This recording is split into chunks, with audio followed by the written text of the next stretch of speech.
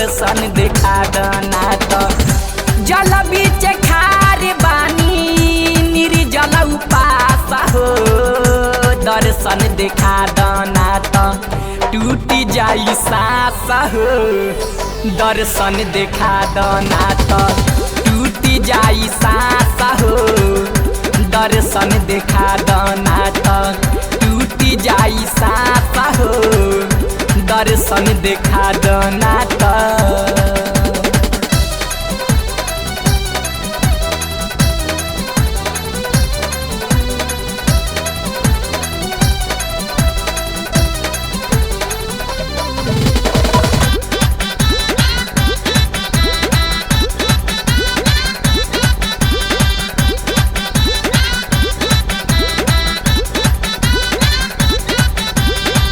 दास के उदास जानी करी है रवि तरसता नैना तोहार देखेला छवि दास के उदास जानी करी है रवि तरसता नैना तोहार देखेला छवि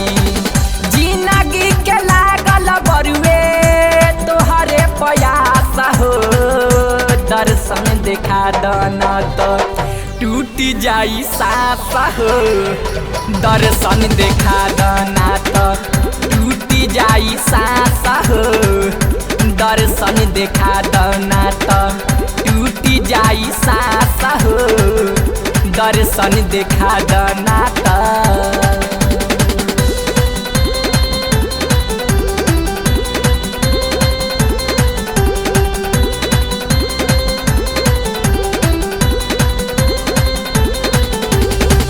लालक बपालक के झलक लारोवे नैना से नीर बहे पपनी के धोवे लालक बपालक के झलक लारोवे नैना से नीर बहे पपनी के धोवे बनी पर छाई रही धड़कन के पास हो दर्शन देखा दना तो टूटी जाई सांस हो दर्शन देखा दना तो टूटी जाई सांस हो दर्शन देखा दना तो टूटी जाई सांस हो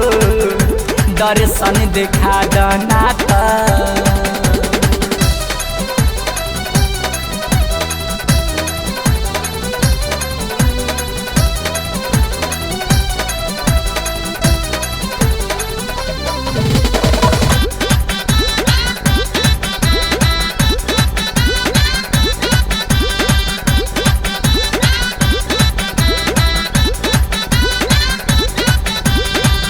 फेर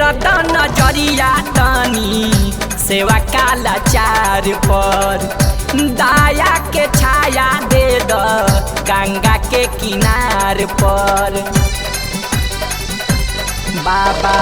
फेर नजरिया तनी सेवा काला चार पर दाया के छाया दे द गंगा के किनार पर सोनू आदित्य अमित कहेले सुबास हो दर्शन देखा दना तो टूटी जाई सांस हो दर्शन देखा दना तो टूटी जाई सांस हो दर्शन देखा दना तो टूटी जाई सांस हो दर्शन देखा दना तो जल बीच खारे बानी निर्जल उपास हो दर्शन देखा दना तो जल बीच खारे बानी निर्जल उपास हो दर्शन देखा दना तो टूटी जाई सांस हो दर्शन देखा दना तो टूटी जाई सांस हो दर्शन देखा दना तो टूटी जाई सांस हो दर्शन देखा दना त